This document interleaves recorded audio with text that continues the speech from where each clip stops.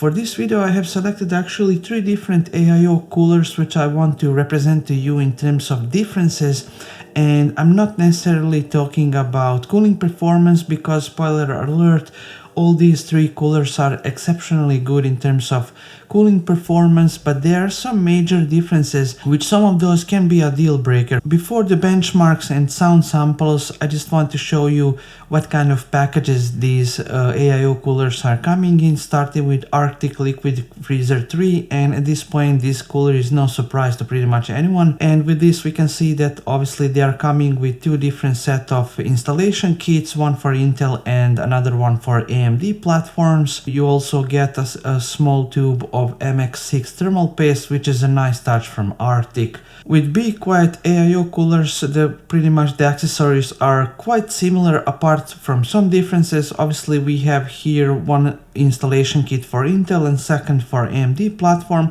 but interestingly we also have a refill bottle where we can refill this radiator in case it suffers from vaporization, which is definitely a known issue to some of those AIOs sometimes in the distant future. I wouldn't say that this is something everyone is probably gonna do at some point, but it's a nice touch from Be Quiet as well. Light Loop AIO includes also this PWM hub where you can connect all these fans into this hub and also ARGB signals as well in order to plug them by a single cable to your motherboard. I personally have kind of mixed feelings about this hub because the kind of issue is that once you plug all the possible fans you have around your AIO, basically the only PWM control you have is to basically control every single fan connected to this hub by a single setting, and whether that's a good or bad thing is obviously up to everyone to decide. Not only that, but this PWM hub can also add some additional clutter in your PC case. I would much rather prefer daisy chaining fans where you can connect from fan to fan and then by signal cable connect to the motherboard, and with that you will basically avoid to have this kind of solutions. But it's also great to have it in case you have a lot of fans and you're running out of those PWM connectors on your motherboard. Regarding the cold plates, for example, Arctic Liquid Freezer 3 is having all copper cold plate while Be Quiet coolers are having this nickel plate, and this is something to keep in mind if you tend to install some certain thermal paste depending on the material of these cold plates. Regarding the traditional thermal paste, like for example Arctic MX6, you are safe regardless of which kind of these coolers you are using. In terms of other kind of physical characteristics, I would say that they are all looking great in terms of physical features. It also can be up to personal preferences what kind of features you prefer. Arctic Liquid Freezer 3 is definitely the biggest out of 3 in terms of physical size, and that can be a deal breaker to some of you in case you cannot fit it properly in your case if your motherboard is basically in a difficult position compared to the place you are about to install your AIO cooler in, and so forth. So that's something to keep in mind if you consider this one for your next installation. But it comes without a saying that slimmer radiator can actually be easier to install. The installation process was actually very similar out of all of these 3. Basically we just need to install 4 different spacers around the socket of the CPU and then just screw the installation clips depending on the model you are about to install. Extremely easy and kind of very straightforward. Once you install those clips, you can install the CPU block onto your CPU. And for example, in this test, I'm using an offset set with a light loop in order to get that better performance in terms of cooling Ryzen CPUs. Of course, you can experiment for yourself, whatever works for you. Interestingly, with Arctic Liquid Freezer 3, I had to install it in a 180 degrees position because my motherboard is not 100% compatible with this cooler. I wanted to bring it up in case you're having incompatible motherboard for this cooler, where we can see that basically if I try to install it in a, should I say, traditional position, these water tubes coming down from the underneath this pump will hit the heatsink of my upper SSD, and I won't be able to basically install this cooler onto my CPU. So for that reason I had to rotate it 180 degrees. And by the way, this is not any kind of improvisation, if I can put it that way. This is absolutely supported by Arctic, and you can find this guide even in their official documentation.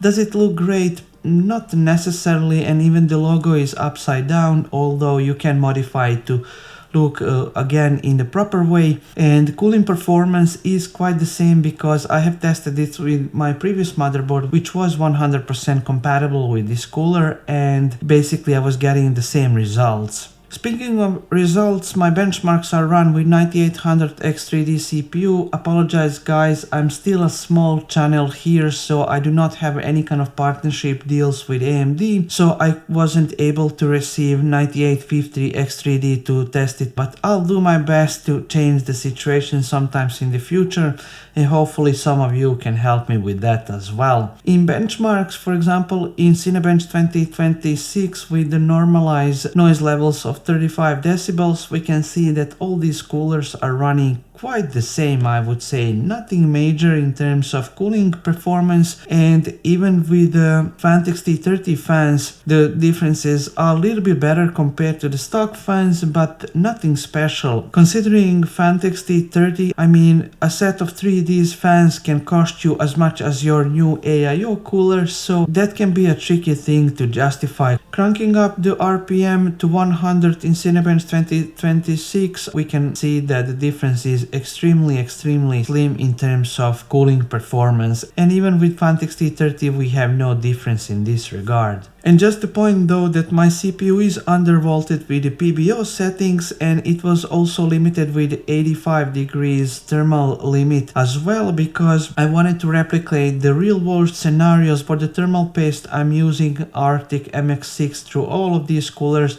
just to keep the differences as slim as possible in terms of these variations. Moving to gaming benchmarks in Cyberpunk 2077, the results are also kind of very similar. In terms of maximum RPM, the difference is about 6 degrees Celsius. In Battlefield 6 with 35 decibels normalized, the temperatures is also up to 6 degrees difference, so I would say that they are extremely close to each other even in this game as well. With the Ventus T30 fans, the difference is only 4 degrees, so they are not actually making the situation any different. Cranking up the fans up to 100 RPM, the difference is approximately up to 5 degrees. Again, nothing special. I can confidently say that these coolers are definitely performing the same. So as a final verdict, so what's the difference and why should anyone care about these coolers? Well, basically we can see that thicker radiator in this case did not bring any kind of additional cooling performance with these fans. I did reach out to Be Quiet to ask what's the actually story behind these coolers, Light Loop and Silent Loop 3, because the thing is that they are using different pumps, and their basically response was that the Light Loop is much more style oriented cooler, while Silent Loop 3 is much more performance leaning cooler. I mean that the cooling performance is definitely very similar between of them, so I would say that regardless of them having different pumps, there is no benefits on that regard. And in terms of what kind of cooler should you select, it depends also on the features. For example, Arctic Liquid Freezer 3 is having up to 6 years of warranty, at least here in Europe, while Be Quiet coolers are having, should I say, only 3. Whether that's a good or a bad thing, obviously everyone can decide for yourself. And at least to me, the most important kind of decision-making factor about these coolers is sound and sound characteristics. So please have a listen to these sound samples before we continue.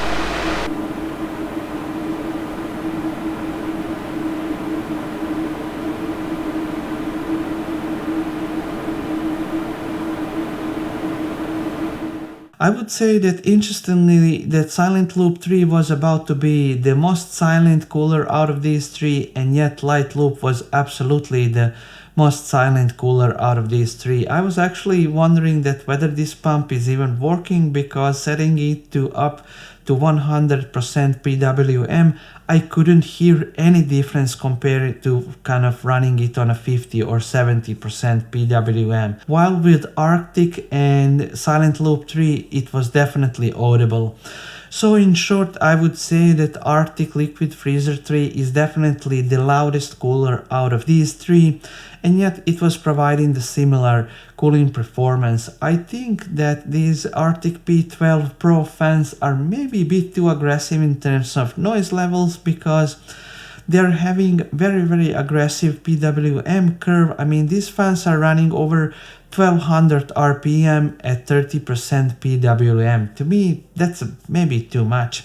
I would personally prefer something in a range between 500 RPM up to 2000, because as we all know, going past 2000, you're definitely having extremely loud PC, at least in my opinion. One thing I've though noticed while installing these Be Quiet coolers is that if these water tubes are coming, should I say, from the side of this pump, they can actually make some extra space for you if you are planning to install your GPU in a vertical position, because with Arctic Liquid Freezer 3 I did run into issue where my GPU was hitting these water tubes and I couldn't install it in my LANCOOL 3 case. I know it's a bit tricky case to install a vertical GPU, but that's a topic for another video. So hopefully guys, this video has been informative to you. My name is Leo and I will see you in the next one.